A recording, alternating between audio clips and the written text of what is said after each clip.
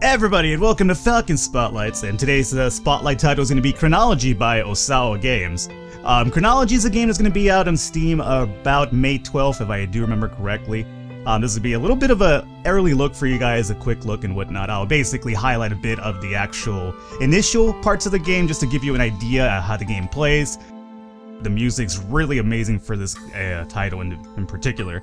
The music is also really fun. There's a really big emphasis in the story as well, which is really refreshing for the platformer and puzzle genre, because most of the times, it's just basically all a matter of gameplay.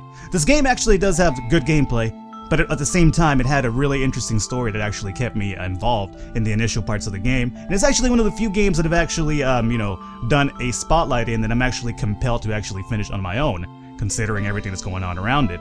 So, we're not going to spoil too much for you in this type of spotlight. I'm going to just go ahead and go through the initials, just to give you an understanding as to how most of the things start off and what the ultimate gameplay style of the game will be, and also give you a little bit of a highlight of the story in the game itself. So with that all said, let's actually go into the chapters here. I've actually gone through a little bit in the start just to give you guys an understanding. But there is a big emphasis in story, which I will shut up now and let you listen. Once upon a time, not long from now, our society was built on the vapor dispensing from the underground. It powered every machine in the metropolis, kept us moving forward. But in our desire for progress, we abused its power. I was there when the world ended. I let it happen.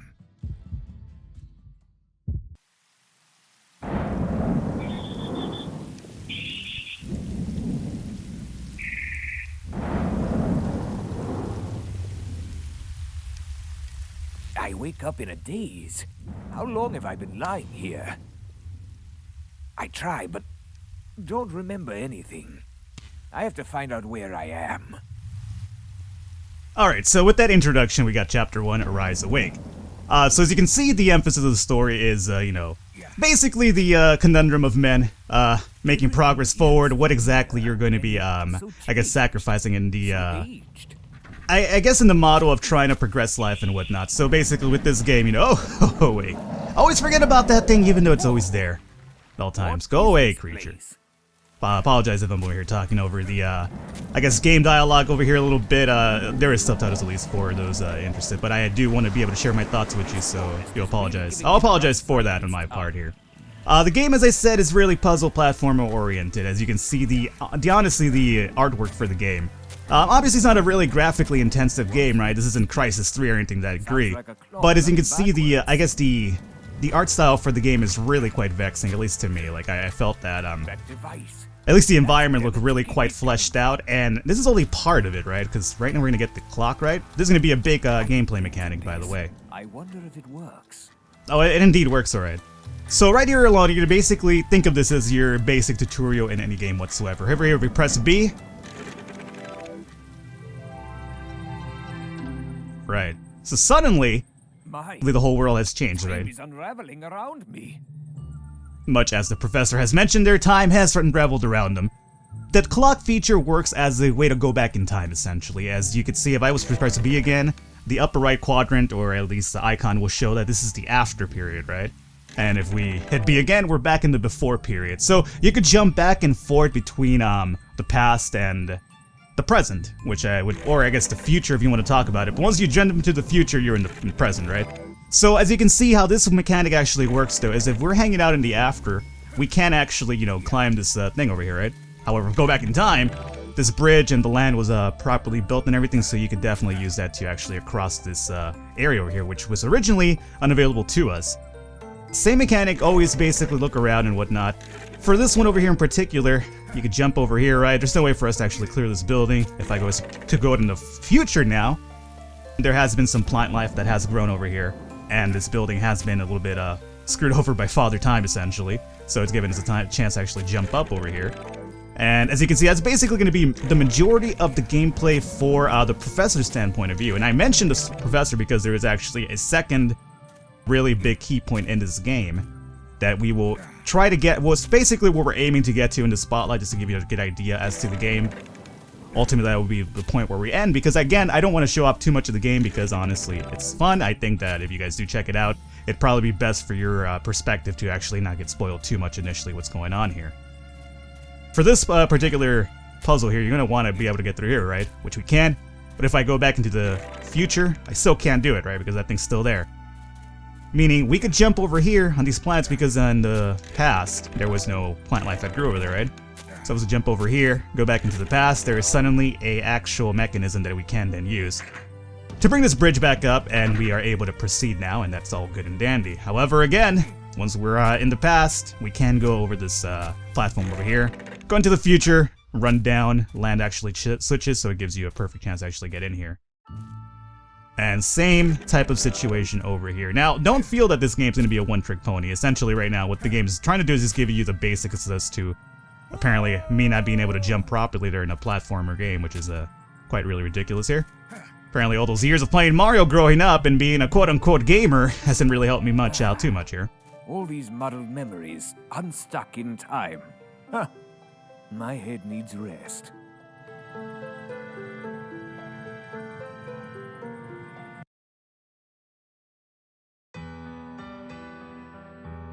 Things started coming back to me. My childhood, the monastery, my mentor, teaching me about the mystical practices of alchemy and the physical laws of science.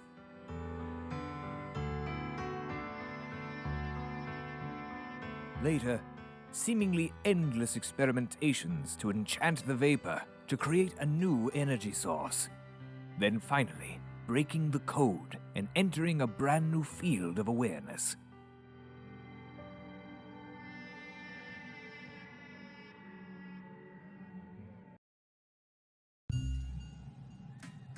Up ahead, there's some sort of outpost. Maybe I can find some humans around here. Alright, so it's going to be Chapter 2, Iron Structures. So the first chapter, really a small, short one, basically is to introduce you to the basics and the mechanics of the game.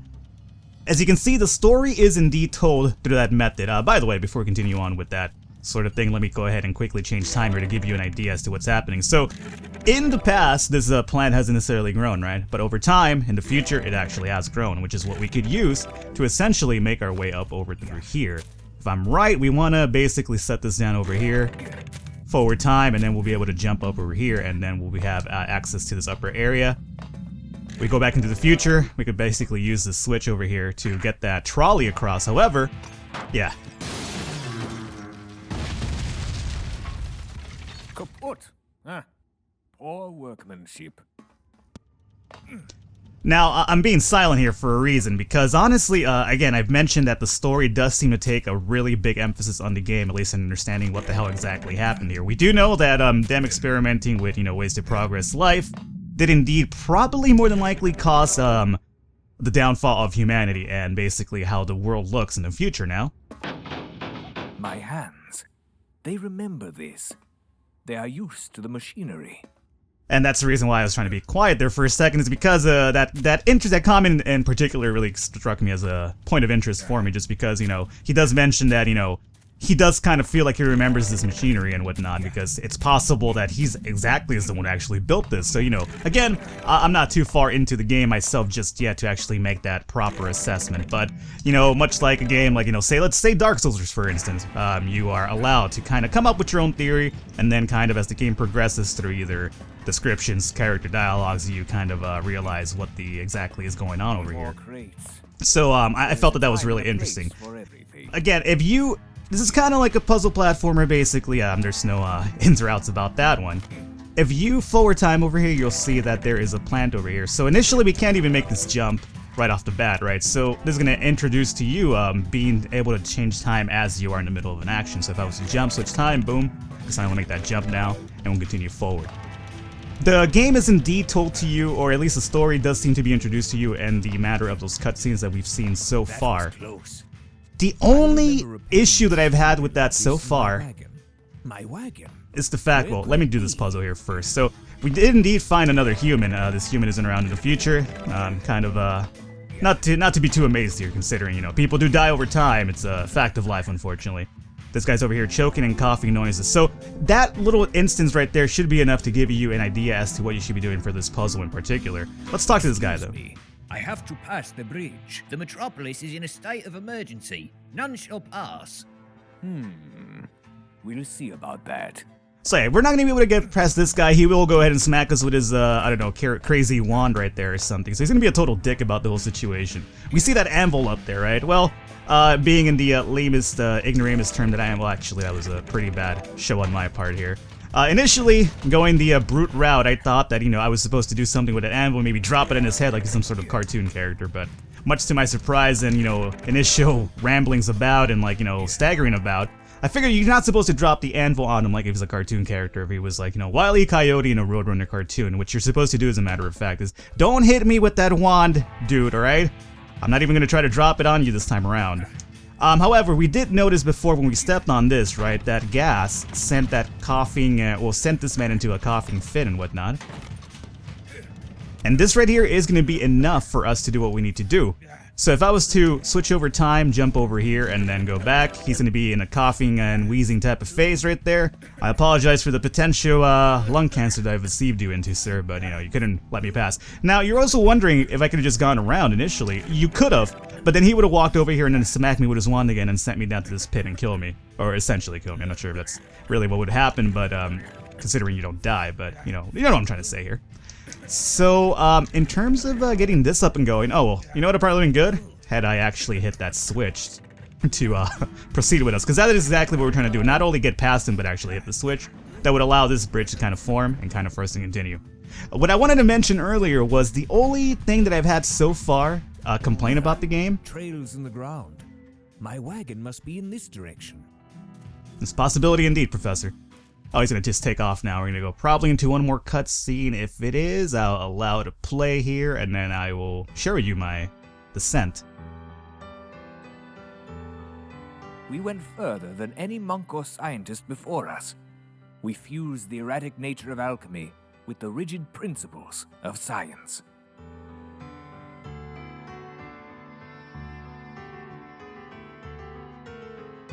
We had developed a profound power.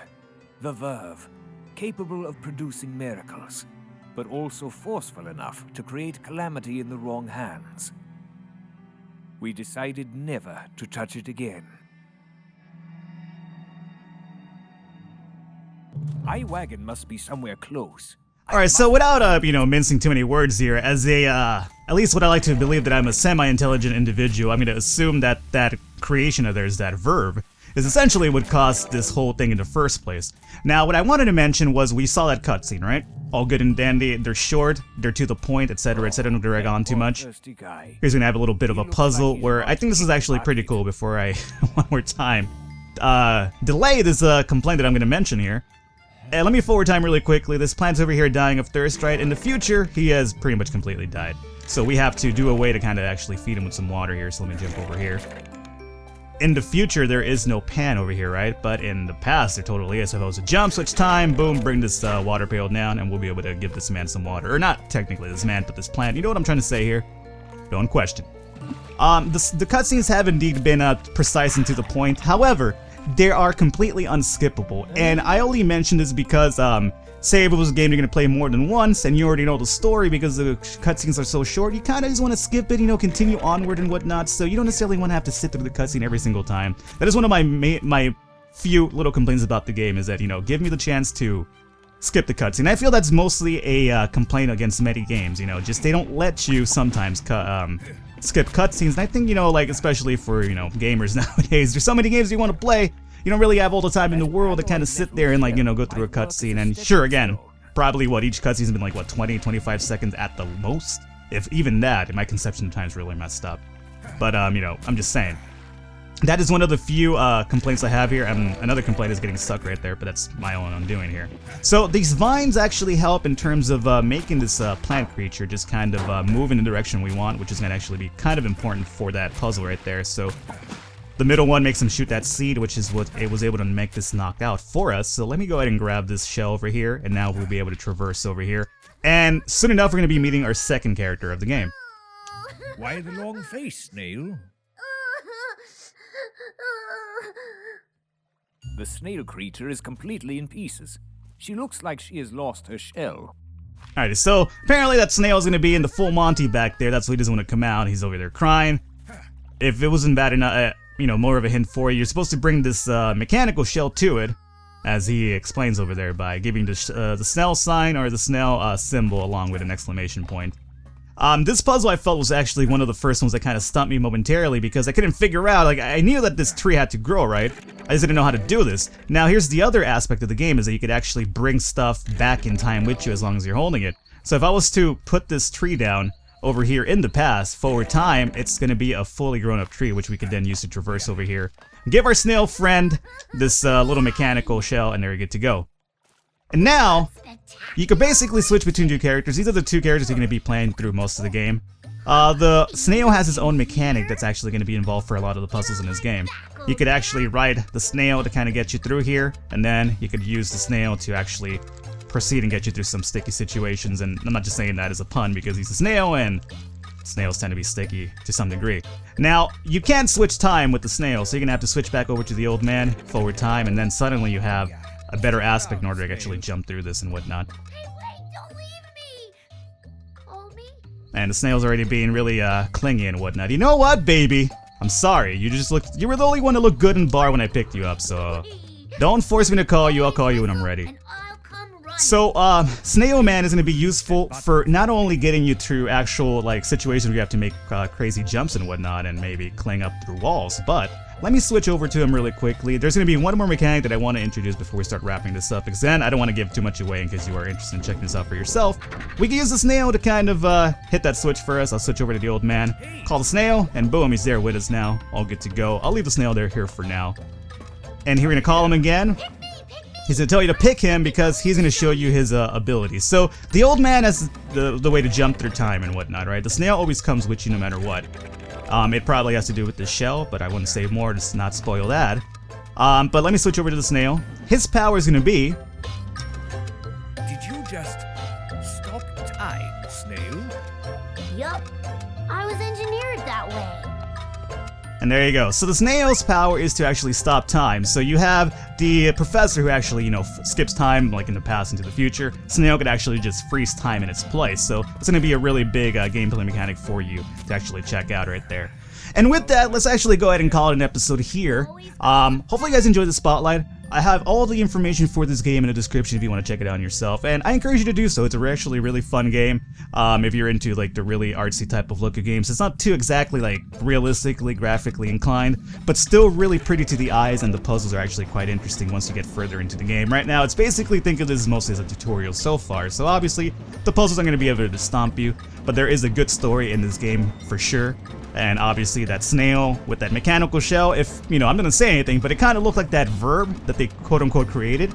I'm just throwing it out there. You build with that what you want to do. Hopefully you guys enjoyed it. If you did, I encourage you to go ahead and click the thumbs up button. The support really does mean a lot. And other than that, check out the game in the description, and I'll see you guys next time.